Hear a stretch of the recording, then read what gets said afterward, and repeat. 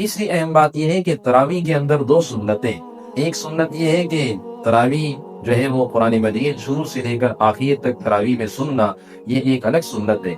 اور دوسری سنت یہ ہے کہ شروع رمضان سے لے کر آخر تک تراویح پڑھنا، یہ ایک الگ سنت ہے۔ اس مہینے کی خصوصیت ہی تراویح کے ساتھ ہے۔ جو بندہ تراویح نہیں پڑھتا ہو وہ اس مہینے کا لطف کبھی حاصل نہیں کر سکتا، یہ ذہن میں رکھیں۔ تراویح یہ سنت مؤکدہ ہے کیونکہ واجب کے قریب ہے، لہذا اس مہینے کے اندر تراویح کی عبادت کو جو ہے وہ ضائع نہ ہونے دیں۔ رسول اللہ صلی اللہ علیہ وسلم نے کیا ارشاد فرمایا کہ جو بندہ اس مہینے کے اندر رات کے قیام اللیل کو پڑھتا ہے، فرمایا غفر له ما تقدم من ذنبه، اللہ اس کے بھی اگلے پچھلے گناہوں کو معاف کر دیتا ہے۔